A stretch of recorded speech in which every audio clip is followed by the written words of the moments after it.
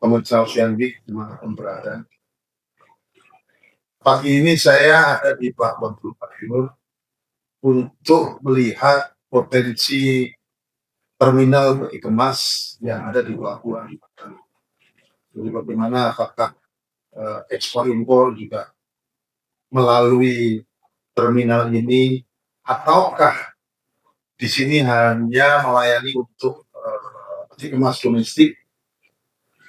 Saya pagi ini sudah ditemani oleh manajer area isi TPK Teluk Bayur, Bapak Erika Susan. Selamat pagi Pak Erika. Selamat pagi. Sehat ya Bapak? Alhamdulillah sehat. Jadi kita senang kita mendatangkan Pak. Ya. Terima kasih Pak.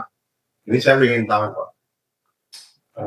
Pak Ali bisa cerita sebentar tentang perkembangan terminal peti kemas di Teluk Bayur ini. Oke, cerita singkat tentang terminal peti kemas Teluk Bayur, setidaknya dalam periode saya 2 tahun terakhir ini mengalami peningkatan. Nah, ini terbukti dengan throughput kita sampai dengan saat ini Januari Agustus dibandingkan dengan periode sama tahun lalu mengalami peningkatan yang signifikan. Kemudian untuk beberapa komoditi juga meningkat. Jadi salah satunya yang menarik adalah peralihan impor kontainer dari Belawan yang biasanya lewat darat ke Padang, sekarang dia bongkar di Jakarta, JSWT atau NPCT One, kemudian transit ke Teluk Bayur, bongkar di Teluk Bayur. Nah, ini memberikan kontribusi yang cukup signifikan dan dirasa oleh pemilik barang, khususnya Java, itu bermanfaat bagi mereka karena prosesnya jadi lebih cepat. Jadi sebenarnya komoditi apa saja nih Pak yang pengapalan melalui Teluk Bayur ini baik keluar maupun yang masuk? Rata-rata untuk pengapalan keluar atau muat dari Teluk Bayur itu adalah barang-barang hasil bumi, yaitu ada kayu manis, ada pinang, ada beberapa gambir, kemudian juga pakan ternak itu dari produksi-produksi dari perusahaan seperti Java, Caron, kemudian ada beberapa komoditas lainnya lagi yang memang salah satu yang utama adalah semen. Nah, semen ini juga salah satu hasil komoditi dominan di TPK Teluk Bayur. Kemudian untuk bongkaran itu rata-rata adalah barang-barang konsumsi, barang-barang general kargo konsumsi untuk wilayah Sumbar dan sekitarnya. Kemudian juga hasil-hasil bangunan, produk-produk bangunan seperti besi, kemudian juga ada juga kertas untuk pengolahan atau packing untuk semen, padang, dan beberapa produk lainnya yang seperti impor tidak langsung milik PT Java untuk proses produksi mereka. Mungkin itu Pak. Sekarang ini Pak, tentunya ada target-targetnya. Ya. Mesti harus dicapai oleh Persero.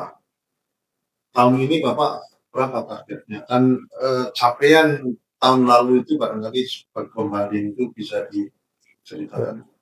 Jadi untuk capaian tahun ini kami di target itu 102.000 TEUs. 102.000 TEUs. Kemudian sampai dengan Agustus ini kami target Januari sampai Agustus over sekitar melampaui target sekitar lebih kurang 3.000 TEUs di atas target. Kalau tahun lalu? Tahun lalu realisasi tidak tercapai, mendekati tapi tidak tercapai.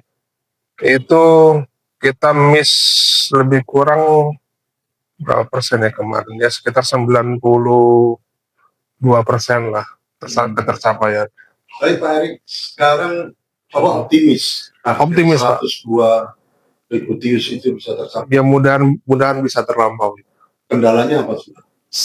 Ya terus terang aja ini masalah klasik di kita itu adalah masalah ada faktor internal eksternal. Nah, salah satu faktornya itu dari sisi eksternal ya perawatan alat. Mungkin itu saya pikir masalah klasik ini, jadi ya mesti ada breakthrough lah dari kita ke depannya seperti apa bagusnya, karena memang kita mesti koordinasi dengan teman-teman dari vendor perawatan kita. Selebihnya yang faktor cuaca lah, karena memang Sumbar ini termasuk daerah yang apa tidak terpengaruh dampak kemarau, jadi ya agak berpengaruh terhadap kegiatan bongkar muat. Kalau untuk pengapalan direct ada nggak Pak? Nah ini direct ini kita dari luar negeri bongkar ataupun muat dari Teluk Bayur atau ke Teluk Bayur memang kita masih ada kendala. Kira-kira bulan Juni akhir itu udah ada upaya yang dilakukan oleh teman-teman bersama dengan cabang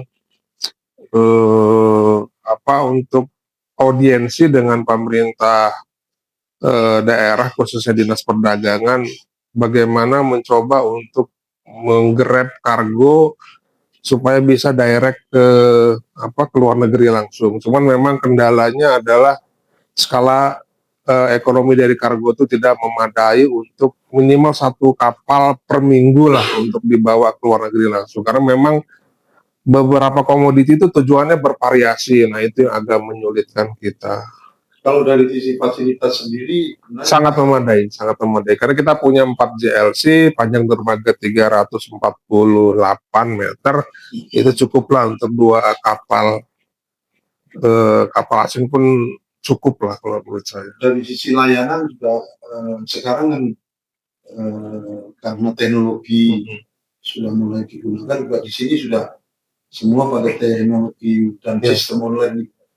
Ya, kita udah pakai teknologi terbaru dari SPTP yang diterapkan kepada anak perusahaannya, salah satu PCTPK. Kita tanggal 21 November tahun lalu 2024 kita udah implementasi sistem terminal operating system TOS Nusantara, dan alhamdulillah berjalan dengan baik. Kemudian juga kita pada saat yang bersamaan 21 November juga mengimplementasikan sistem Parama dan Praya. Jadi salah satu terminal peti kemas yang mengimplementasikan sistem secara bersamaan sekaligus itu Teluk Bayur, dan alhamdulillah sejauh ini masih smooth ya. Kendala-kendala sedikit ada tapi minor aja lah. Pak, sebagai salah satu yang menarik yang ditawarkan oleh terminal itu kan tentunya layanan yang baik, kecepatan pulang muat. Nah di sini Pak bisa cerita sudah berapa per jam? Kita rata-rata di target itu 25 box per jam. Memang ada satu sisi kita melampaui target bisa sampai 30, kemudian intermnya di tengah-tengah itu pernah sampai 50 biasanya per jam. Nah itu biasanya kalau kita ngitung dari Deparatur sih rata-rata sekitar 28-27 box BSH. Ada rencana pengembangan Pak di tahun ini? Rencana pengembangan kita mungkin belum Pak, cuman memang upaya untuk meningkatkan fasilitas yang ada baik dari sisi perawatan ataupun perbaikan mungkin itu yang difokuskan, karena memang sejauh ini untuk Teluk Bayur itu kapasitas kita tuh diestimasi bisa sampai 350.000 setahun, tapi realisasi kita masih sepertiganya. Nah ini masih banyak gap yang jadi oversupply lah secara kapasitas kita Pak. Terakhir Pak, jadi harapan Bapak terhadap terminal peti kemas Teluk Bayur ini ke depan? Ya ini harapan kita tentunya ini akan berkembang jadi lebih baik lagi sehingga terminal jadi lebih ramai. Namun demikian ini ada peluang, kemarin kita berkunjung sekitar akhir Juli ya ke PT Semen Padang di Kota Padang juga. Itu kita berharap nanti kalau Pelabuhan Bengkulu ini selesai pengerukannya, mungkin nanti untuk transportasi atau pengiriman semen dari Kota Padang ini mungkin bisa pakai kapal Pak, itu jadi tambahan throughput kita juga, itu lebih kurang 400 sampai 500 box per bulan per bulan.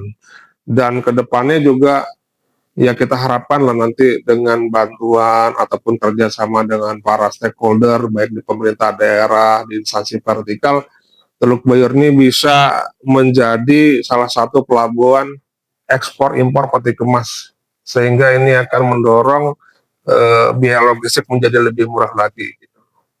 Baik, Ini itu Pak. terima kasih Pak Erik. Pemirsa, demikian yang singkat saya dengan manajer area GBK Teluk Bayur. Sampai ketemu dengan tema yang lain. Terima kasih Pak. Terima kasih Pak.